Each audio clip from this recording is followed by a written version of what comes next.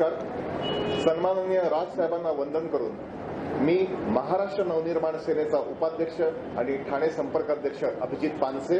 नमस्कार, मी अविनाश जाधव तुमच्या समोर सादर करतोय ठाण्यातील गरजांचा डिजिटल नामा. तुम्ही याआधी बघितलं असेल की आमचं निवडणूक कार्यालय महाराष्ट्र नवनिर्माण सेना ठाणे शहर याच्यात पहिल्यांदाच डिजिटल वॉल याचा उपयोग केला गेला आणि अशा प्रकारचं निवडणूक कार्यालय असणारा महाराष्ट्र नवनिर्माण सेना हा एकमेव पक्ष आहे. ठाणे महानगरपालिका ही महाराष्ट्रातल्या श्रीमंत महानगरपालिकांपैकी एक आहे. तिचं बजेट हे 2400 करोड रुपये आहे. इतर सरकारी अनुदान हे जवळजवळ 600 कोटी रुपये. म्हणजेच वर्षाअखेर ठाणे महानगरपालिकेत 3000 कोटी रुपये तिजोरी जमा होतात आणि 5 वर्षात 15,000 कोटी रुपये बजेट असलेली आपली पालिका आहे. आणि नेमका याचा खर्च कुठे, काय, कसा होतो याच्या बाबतीत आपल्याला कायमच प्रश्नचिन्ह आहे. 15,000 कोटी रुपये बजेट असलेली ही महानगरपालिका नक्की पैशाचं करते काय याचा आज आपण एक तपशील घेऊया आणि ठाणेकरांना ठाण्यात या 15,000 कोटी रुपयात पुढच्या 5 वर्षात काय देता येईल याचं आम्ही केलेलं नियोजन तुमच्या समोर मांडतो. गेली 25 वर्ष शिवसेना भाजपाची सत्ता ठाणे महानगरपालिकेवर आहे आणि 25 वर्ष सत्ता भोगून सुद्धा आजही त्यांचे जाहीरनामे किंवा वचननामे तुम्ही बघितले तर अजून ते मूलभूत गरजांमध्येच अडकलेले आहेत. मागच्या 25 वर्षात ठाणेकरांना आम्ही हे दिलं हे सांगण्यासारखं काही नाही. गेली 15 वर्ष प्रत्येक जाहीरनाम्यात शिवसेना भाजपाच्या धरणाचं आश्वासन दिलं जात आहे, पण कुठे पाणी मुरतंय अजूनही माहिती नाही. सुरुवातीला 320 कोटी रुपये खर्च होऊन ठाण्यासाठी एक धरण बांधण्याचा प्रस्ताव आला होता, परंतु राजकारण्यांच्या मानसिकतेत ते नसल्यामुळे आज त्या धरणाचं बजेट हे जवळजवळ 1800 कोटीच्या जवळपास गेलेलं आहे. धरणासाठी अनेक पर्याय निवडले गेले, त्याचे कुठेही धरणाचा प्रस्ताव पुढे जाऊ शकला नाही. काळू धरण, शाही धरण, मलंगडच्या जवळचं कुशिवली धरणाचाही आपण विचार केला होता, पण राजकीय इच्छाशक्ती नसल्यामुळे या धरणाचं काही होऊ शकलं नाही. ठाणे हे तलावांचं शहर जरी असलं तरी 200 कोटी रुपये खर्च करून आम्हाला पाणी विकत घ्यावं लागतं. का? ठाण्यामध्ये 60% पाण्याची चोरी होते.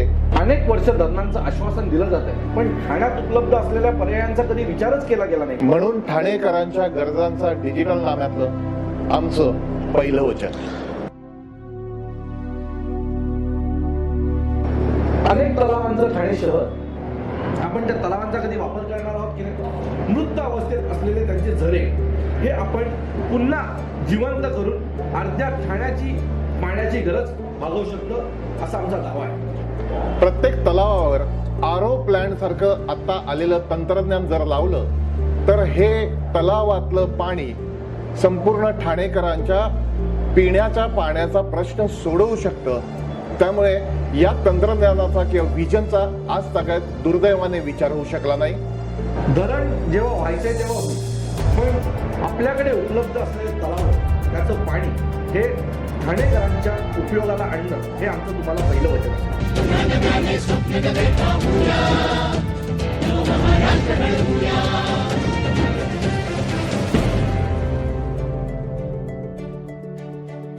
ठाणे महानगरपालिकेत परिवहन सेवा म्हणजे TMT हा एक विलक्षण गंभीर प्रश्न आहे. आज आपल्याला माहित आहे की घोडबंदरला प्रचंड प्रमाणात वाढलेलं ठाणे, रेल्वेने येणारी लाखो लोक यांचा जीवनमानात परिवहन सेवा किंवा TMT ही अतिशय महत्वाची भूमिका बजावत असते. आज ठाण्याला 600 बसेसची आवश्यकता आहे. त्यातल्या 320 बसेस ठाणे महानगरपालिकेत आहेत, परंतु त्यातल्या 150च्या वर बसेस या रस्त्यावर उतरत नाही. त्याच्यामुळे ठाणेकरांना प्रायव्हेट बसेस, रिक्षा यांचा वापर करावा लागतो आणि त्याच्यामुळे परिवहन व्यवस्था ही पूर्णपणे डबघाईला आलेली. आणि दुसरं, नगरसेवकाने त्यांच्या वॉर्डांमधनं फिरवलेला रूट जर रूट व्यवस्थित करण्यात आला तर डबघाईला असलेली TMT ही नफ्यात येईल आणि लोकांच्या सहभागातून TMTचे नवीन रूट ठरवण्यात येतील. 320 बसेस पैकी अर्ध्या बसेस या कायम गॅरेजमध्ये असतात. त्यांचे टायर विकलेले गेलेले आहेत, त्यांची मशिनरी विकलेली गेलेली आहे. प्रत्येक गोष्टीत भ्रष्टाचार हे तर या 25 वर्षाच्या शिवसेना भाजप सत्तेचं फलित आहे. आमचं दुसरं वचन, परिवहन सेवा पूर्णपणे कार्यरत करण्यात येईल. त्याच्यासाठी अनेक आवश्यक असलेल्या पर्यायांचा विचार केला जाईल. त्यातील एक पर्याय म्हणजे ठाणे महानगरपालिकेची परिवहन व्यवस्था. महाराष्ट्र राज्य परिवहन व्यवस्था ज्याप्रमाणे त्यांच्या बसेस भाडेतत्वावर देतात किंवा ठाणे महानगरपालिकेच्या हद्दीत असलेल्या शाळा यांच्यासाठी जर त्या परिवहन बसेसचा वापर केला गेला तर बऱ्यापैकी ठाणे महानगरपालिकेच्या परिवहन व्यवस्थेमध्ये पैशाची व्यवस्था होऊ शकते. सकाळची गर्दीची वेळ कामावर जाण्याची आणि संध्याकाळी घरी जाण्याची वेळ हे अत्यंत वाहतूक कोंडीची जी वेळ आहे त्यावेळी 3 हात नाका ते घोडबंदर रोड या मार्गावर एक लेन कंपल्सरी ही TMT बसेस करता राखीव ठेवण्यात येईल. मला असं वाटतं की परिवहन व्यवस्था डबघाईला जायचं जर मूळ कारण काय असेल तर त्यांचं वर्कशॉप आहे. आमचं दुसरं वचन तुम्हाला आम्ही देतोय, संपूर्ण परिवहन सेवेच्या वरती तांत्रिक ज्ञान असलेले एक टीम, सुपरवायझिंग टीम आम्ही ठेवू. आणि दुसरी महत्वाची गोष्ट म्हणजे जे वर्कशॉप मध्ये एकदा आजारी बस गेली तर ती परत कधीच बाहेर येत नाही, त्या वर्कशॉपचं रूपांतर अत्यंत अद्ययावत तंत्रज्ञानाने करून ते विकसित करू.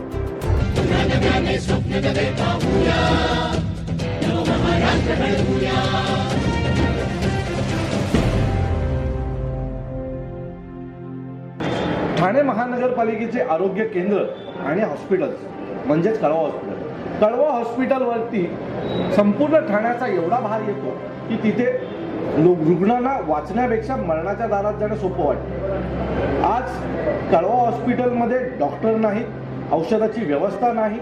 त्याच्यामुळे कळवा हॉस्पिटलमध्ये पेशंटनी जावं किंवा न जावं हेच कळत नाही. ठाणे महानगरपालिकेच्या माध्यमातून प्रत्येक प्रभागात आरोग्य केंद्र उभी केली गेली आहेत. खंडर झालेल्या इमारती, अतिशय मोडकळीस आलेल्या इमारती हे दारू पिण्याचे आणि चरस गांजा ओढण्याची केंद्र झालेली आहे. म्हणून आम्ही वचन देतो की लोकांच्या दारी आरोग्य व्यवस्था पोचली पाहिजे. यासाठी आम्ही फिरते आरोग्य केंद्र उभारू जे स्वतः लोकांच्या दारात जातील आणि लोकांच्या आरोग्याची विचारपूस करून आवश्यक असलेल्या उपाययोजना करतील. आणि आर्थिक दुर्बल गट तसेच ज्येष्ठ नागरिक यांच्यासाठी कायमस्वरूपी विमा संरक्षण योजना, त्याचबरोबर काही आरोग्य सवलती या कायमस्वरूपी मोफत देण्याची योजना तयार करण्यात येईल.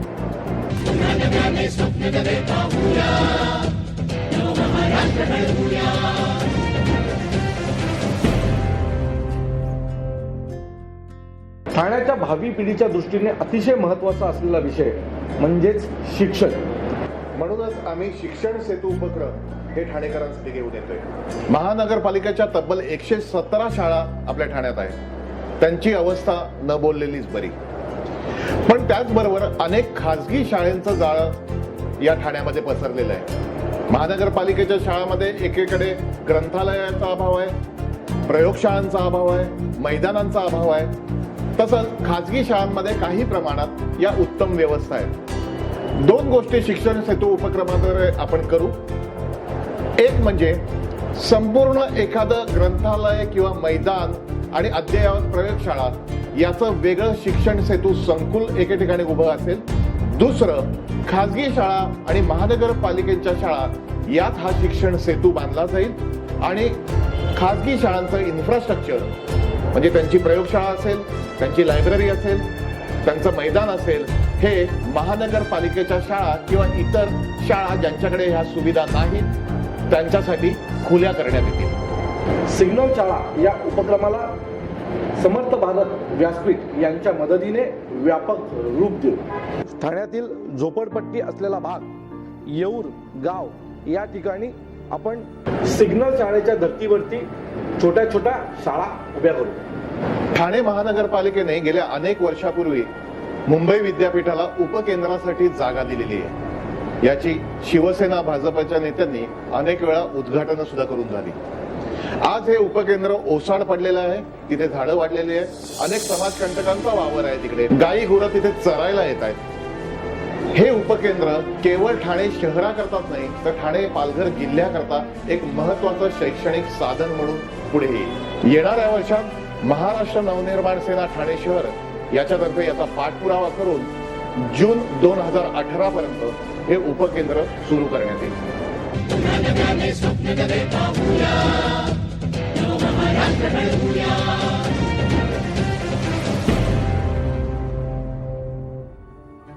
व्यक्तिमत्व विकासाचा एक महत्त्वाचा भाग म्हणजेच मैदानी खेळ.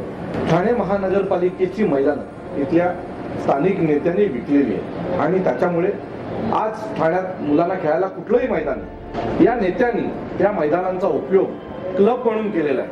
सुदृढ पिढी, खेळाडू पिढी. आज ठाण्यामध्ये गेल्या अनेक वर्षापूर्वी दादोजी कोंडदेव स्टेडियम नावाची एक भव्य वास्तू खेळासाठी उभी केली.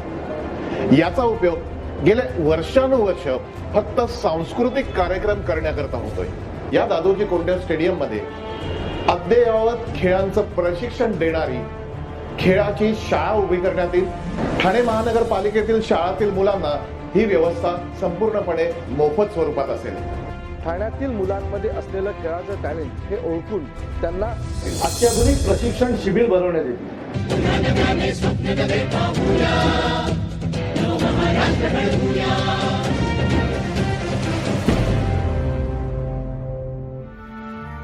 काही गोष्टींची आपल्याला कल्पना सुद्धा नसते.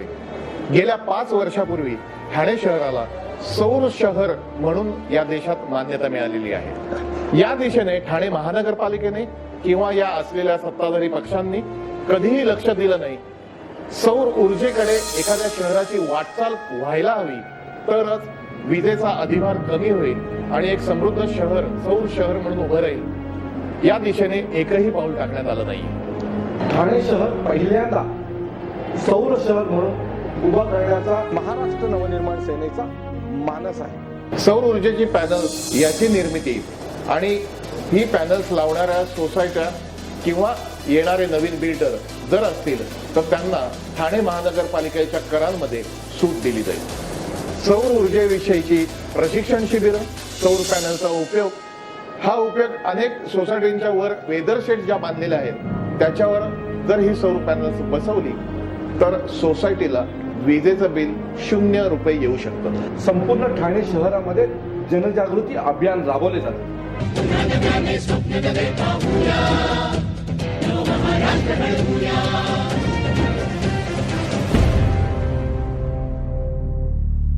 ठाण्याला लागून असलेला महत्वाचा भाग म्हणजे दिवा.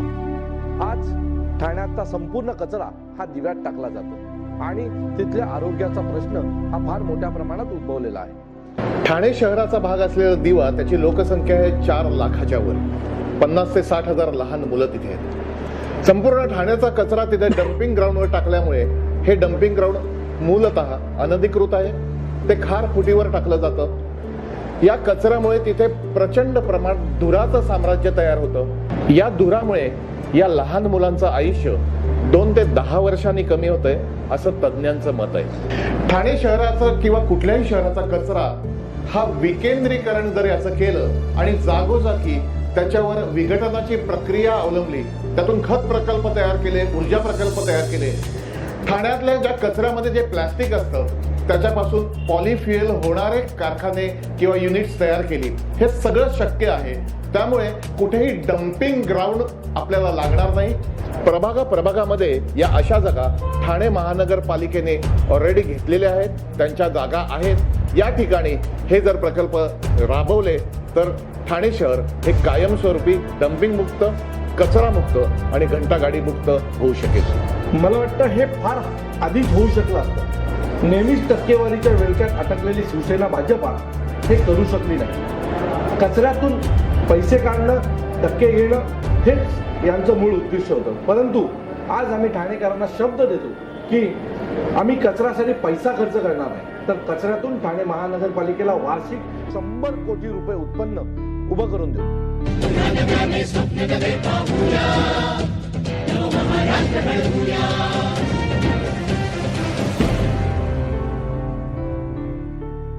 आता आपण वळू ठाणे शहराच्या सौंदर्य दृष्टीकडे. खरंच एक सुंदर भाग म्हणून ठाण्याला येऊर लाभलेला आहे. परंतु या येऊरचा उपयोग हा फक्त राजकीय नेत्यांनी त्यांचे फार्म हाऊस बांधण्यासाठीच केला. जंगल सफारी हा जर भाग आपण ठाणे महानगरपालिकेच्या अखत्यारीत वन खात्याकडून करून घेतला, हक्काचं असं एक उत्तम पर्यटन स्थळ उभं राहू शकतं. येऊर मधलं जंगल जे कोकणवरनं सुरू होतं ते संपूर्ण नॅशनल पार्कच्या अंडर बोरिवलीपर्यंत आहे. आमचं वचन आहे की येऊरला एक उत्तम पर्यटन स्थळ म्हणून आपण उभं करू.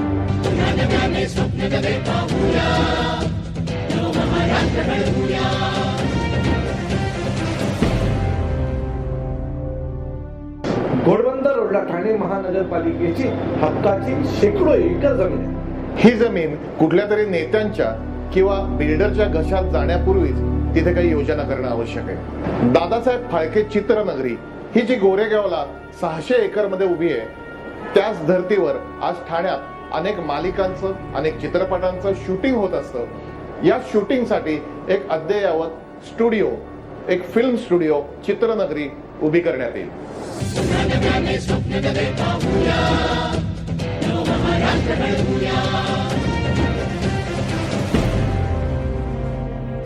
ठाण्यामध्ये संध्याकाळी गर्दीच्या वेळेला अतिशय वाहतूक कोंडी होती. या वाहतूक कोंडीवर उपाय म्हणून ठाण्यामध्ये 5000 सायकलींचे विविध ठिकाणी सायकल स्टँड करण्यात येतील. या सायकलींना GPS असेल, त्यामुळे कुठल्याही नागरिकांनी ज्याला सायकल चालवता येते त्यांनी सायकलचा वापर करावा आणि या विविध ठिकाणी असलेल्या सायकल स्टँडवर ती सायकल सोडून आपल्या घरी जावं. अतिशय अल्प भाडे तत्वावर या सायकली असतील. पर्यावरणाचा विचार करून हे आमचं तुम्हाला वचन आहे.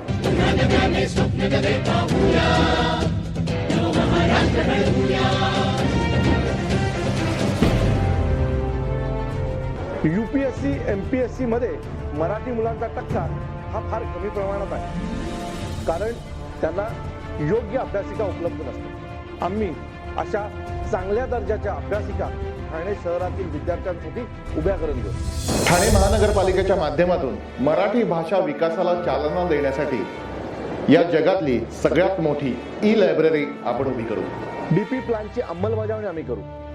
लोकसभा आणि राज्यसभेच्या धर्तीवरती ठाण्यातील महानगरपालिकेतील महासभा आणि स्टँडिंग कमिटीच्या सभा या लाईव्ह TV चॅनल महानगरपालिकेचे तयार करून त्यावर दाखवू. प्रत्येक प्रभागात 2 बचत गट बाजार आम्ही भरू. राम गणेश गडकरी रंगायतन तसेच काशीनाथ घाणेकर नाट्यगृह याच्यामध्ये प्रायोगिक नाट्यकर्मी आणि प्रायोगिक रंगभूमीसाठी कायमस्वरूपी एक प्लॅटफॉर्म उभा करून घेऊ. प्रत्येक प्रभागात किमान 2 वाहनतळ आम्ही उभे करू. महाराष्ट्राच्या विकासाची ब्लूप्रिंट किंवा विकास आराखडा मांडणारे सन्माननीय राजसाहेब ठाकरे हे या देशातील पहिले नेते आहेत. आज आम्हाला खरंच गर्व वाटतो की ज्या माणसाने महाराष्ट्राचा विकास आराखडा मांडला त्यांचेच आम्ही शिलेदार. ठाण्याचा डिजिटल नामा मांडत आहोत. आपले ठाणे स्मार्ट ठाणे, मराठी ठाणे, डिजिटल ठाणे.